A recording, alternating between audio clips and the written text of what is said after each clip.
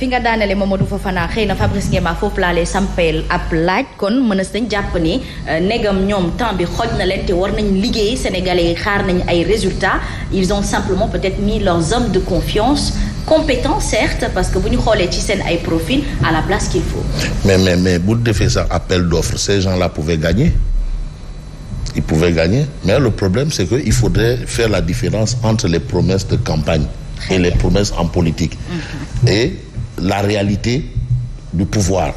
Loolu beneen réalité la. Xam nga auparavant des hommes ont dit qu'ils allaient avoir un gouvernement de 25 ministres. ñu demee ba ci biir c'est devenu un gouvernement de plus de 40 ministres pléthorique. Est-ce que waxet la wala wax kese la?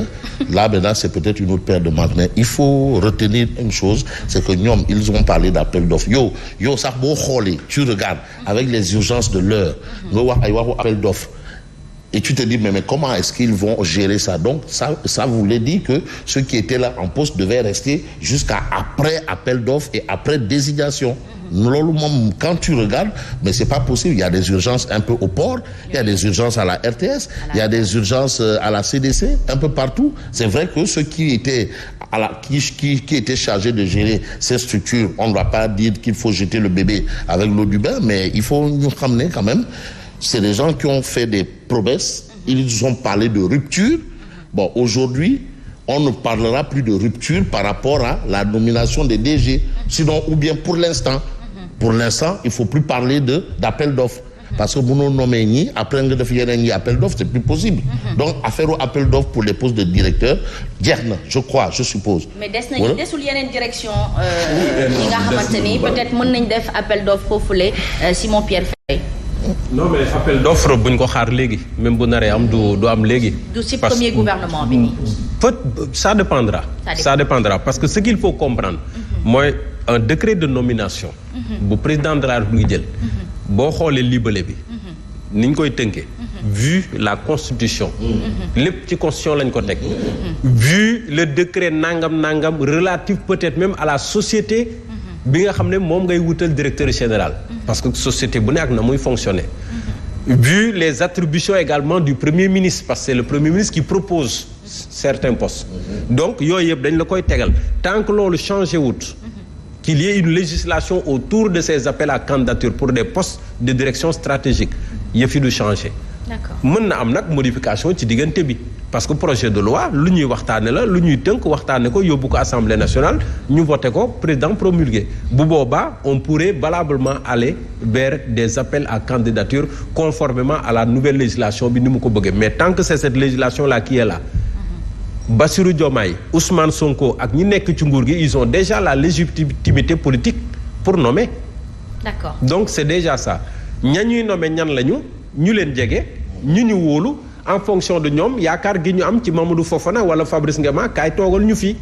C'est juste ça léegi nag par rapport au profil ça dépend c'est pas parce qu'on est forcément journaliste que l'on maîtrise bien la collecte le traitement et la diffusion de l'information qu'on est un bon gestionnaire. C'est pas parce qu'on est un aménagiste ou paysagiste ou environnementaliste qu'on maîtrise les questions de lutte contre les inondations et l'assainissement. Donc il faut énormément de compétences pour gérer une société nationale et foofu également ça dépendra mais heureusement on va dire parce que dans ces directions am na yeneen techniciens yoo xam ne le directeur général ci ñoom lay appesantiru pour mën a def le travail attendu. Très bien. Beneen aspect bi mooy pour toujours ce qui est de ces directions générales il faut des compétences il faut une certaine vision politique et loolu je pense que ñi ñu fal déjà am nañ ko à travers le projet même si certains disent que le projet est en chantier on a vu le communiqué du conseil des ministres hier donc ñu xaar ba xam ndax ce sont les bons profils ou pas parce que on ne pourra les juger qu'au résultat mais nii dès la nomination tu ne peux pas dire ndax kii baax na wala baaxut ndax mën na def liggéey bi ou pas il faut d'abord attendre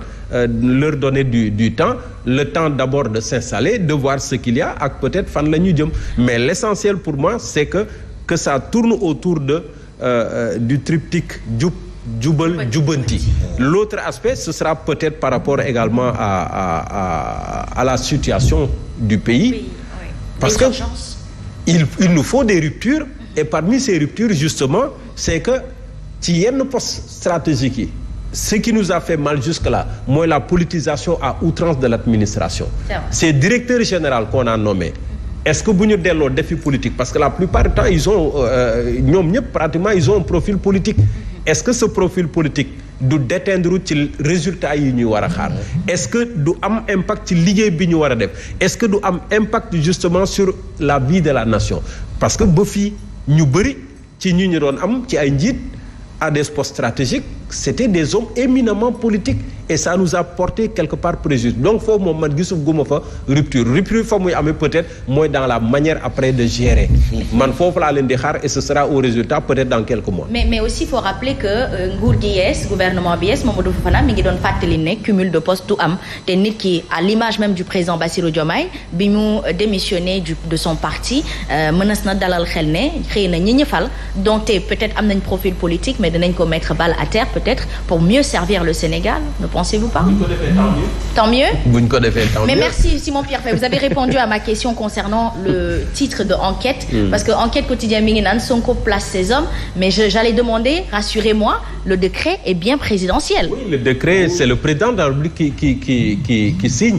D'accord. Bon mais ñoom lu ñuy waxtaane la seen biir. C'est pas que le président day toog biir bureau rek def Mamadou Fofana toogal ma fii Mame Mbaye Ndiaye toogal ma fii Fabrice toogal ma fii mais da koy waxtaane avec ses hommes parce que il est venu avec un projet et ce projet est porté par un groupe politique donc il faut mu waxtaan ci ak ñoom également à mon avis.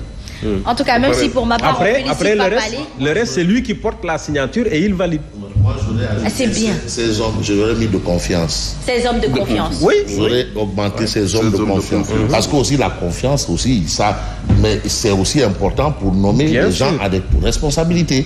Donc je pense que sur ce point, sur ce coup, je crois que c'est plus la notion de confiance qu'il faut mettre en avant que toute autre chose, la notion de confiance. Et si ils sont arrivés à ça, parce que ils savent ce qui les attend. Oui. Ils le savent mieux que tout le monde. Alors s'ils sont arrivés à nommer ces personnes, mais qui sont des profils. Oui, Fadilou Keïta du Ñeexu Ñebe, Wali Faye Diouf Bodian du Ñeexu Ñebe, Pape Alé du Ñeexu Ñebe. Donc il faut comprendre que ces gens-là c'est des hommes de confiance. Donc en fait c'est la notion de confiance qu'on a mis en avant en attendant peut-être le chamboulement sur les décrets portant, considérant et autres. Parce que un État c'est un État, c'est les textes, c'est les lignes, c'est des expressions, c'est des signatures, c'est des cachets. Donc voilà quoi. Je crois que à ce niveau quand même on peut dire que pour l'instant le président Diomaye Faye a mis en avant la notion de confiance. Il place ses hommes. Il place ses hommes de confiance. Donc ce que l'on peut retenir Mamadou Fofana et toute l'équipe mooy que des fois ci promesse de campagne réalité bi dina la contraindre à ce qu'il faut déjà placer ces hommes de confiance peut-être pour un meilleur résultat beaucoup plus rapide. Oui mais naturellement dans toute gestion ñi nga yaakaar ngay teg. loolu moom amul ma dem te ñëw. parce que aussi doone damay teg koo xam ne yaakaaruma ko aw ma ci moom confiance parce que confiance aussi mooy may nit ki pour nga mën a liggéey ak moom. tant que confiance amul loolu day tax même ci liggéey bi da ngay gis ne day am ay jafe-jafe. donc notion de confiance boobu noonu dafa am solo man dans la communication peut-être ñoom xaj na ne mënoon nañu wax ne bu ñu ñëwee kat suñuy homme de confiance dinañ leen teg. mais à côté pour les postes stratégiques et si vous voulez même techniques jàpp leen ne kat foofu mën nañ fa def appel à candidature bu ko defee ñi nga xam ne kat am nañ profil ci pour mën a jiite yenn bànqaas yi amuñu ci benn problème pour ñu jox leen ko et naturellement na muy demee nañu war a wootee sélectionner def un jury ñu xool profil bu gën a baax ci yi nga xam ne yëpp déposé nañ su boobaa ñu tànn ko loolu yëpp. Est-ce que ñoom ils ont dit tous les postes ou ils ont dit certains postes? Il me semble que certains postes. Donc s'ils ont dit certains postes, donc parce que li ma mujjee jot ci kii bi loolu. mais xam nga asma pour clôturer quand même. ak lu mënti am. ay discours la ay propos yu ñu tenir mais ñun ak ku ñu mënti teg ak fu ñu ko mënti teg. ñun résultat nañuy xaar et foofu nañ leen di juger. loolu rek moom mooy wax ji. résultat moom nañuy xaar. nañu dem jëli keneen ak keneen ñu c'est pas ce qui importe le plus li am solo moom mooy tey sénégalais dañu oui tout à fait sénégalais dafa am ci lu ñu leen di xaar nañu matale lool su boobaa on pourra juger si effectivement leurs choix ont été bons. Mais je prends un exemple.